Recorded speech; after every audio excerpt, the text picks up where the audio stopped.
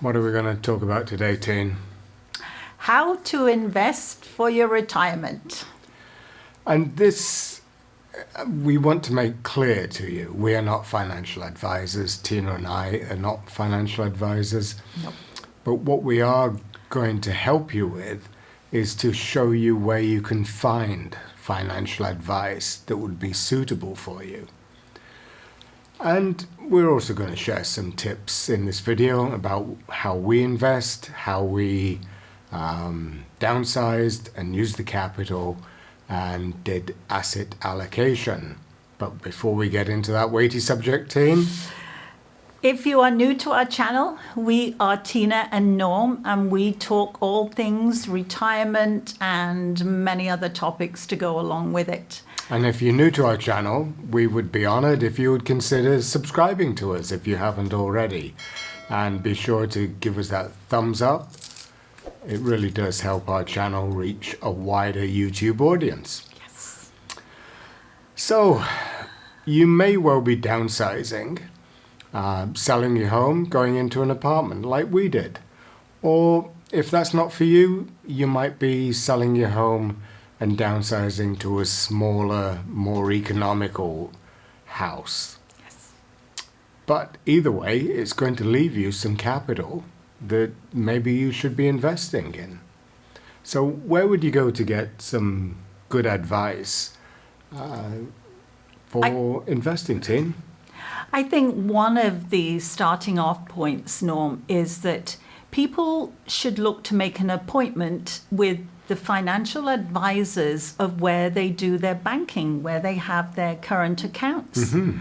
And you might have one bank or two banks. But we have found that you can go and see these financial advisors and they will give you advice based on they know who you are, your circumstances, how much money you've got. And then you can choose to either follow what advice they're giving or whether you want a second opinion. We very much value finding information out and doing research. So, yeah, use your local bank. Maybe you might have a couple of banks that you deal with or a credit union. Yeah. So they're free. So you might as well just make the appointment. They'll ask you questions to get to know your situation, your age, what you're hoping to achieve. And they should be able to lay out a plan for you.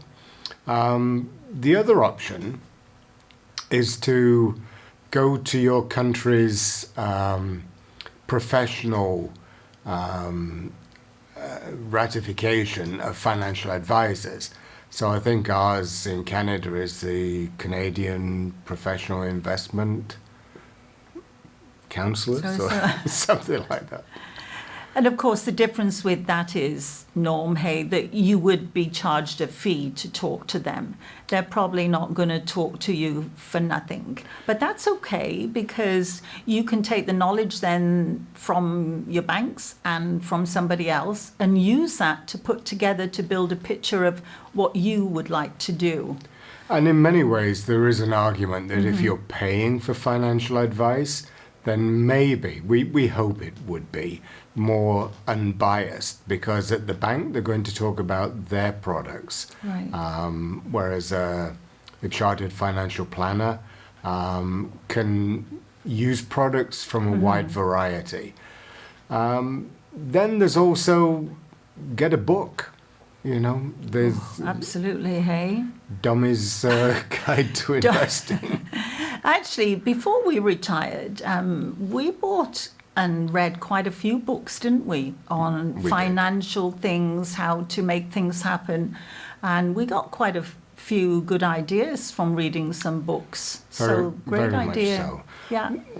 Our philosophy on investing has been to have dividend stocks that are sort of the aristocrat of the dividend stocks, like the Canadian banks, telecoms, and they've been very good to us. But we didn't want to put all our money into the stock market because look what's happened right now. So we did an asset allocation of basically 50% in equities and 50% in cash bearing investments. And it's worked out pretty well for us.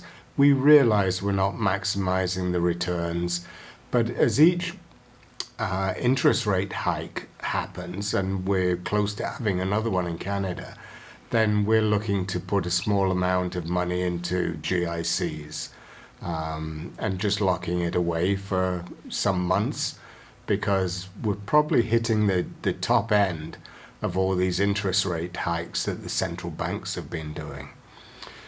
And I think another good thing, Norm, with the GICs is that anybody who feels comfortable at having a steady fixed interest knows that they can get that for three months, 6 months, or a year. Yes, you're going to tie your money up, but you're going to get probably a better rate of interest, aren't you?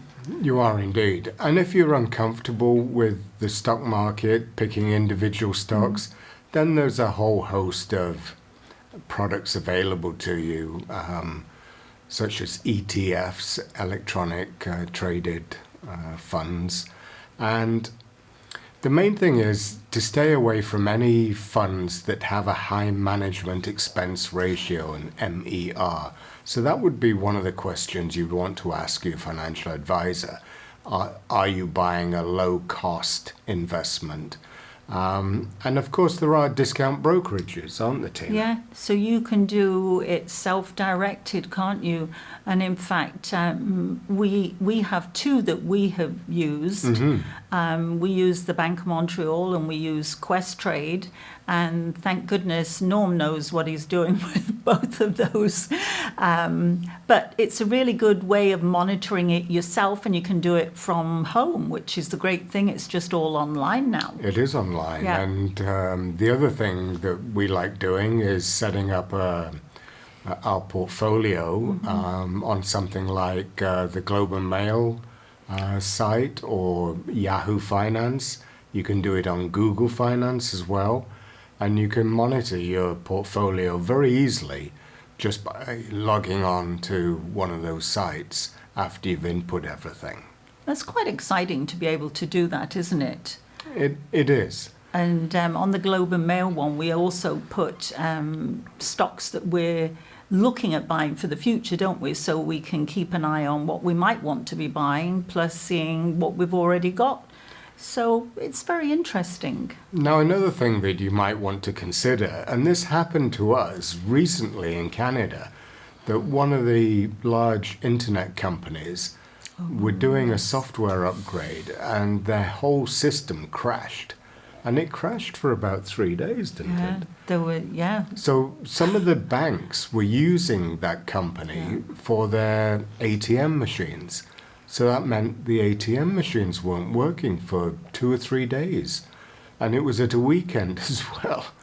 So Tina came up with a great idea that we should really keep some cash on hand. We're so reliant on cards that expression of keeping a little bit of money under the mattress seemed a really bright idea, didn't it? It did. Because not only the ATM machines at the bank were down, but a lot of these stores were using the same system, and you couldn't buy stuff, could you? No.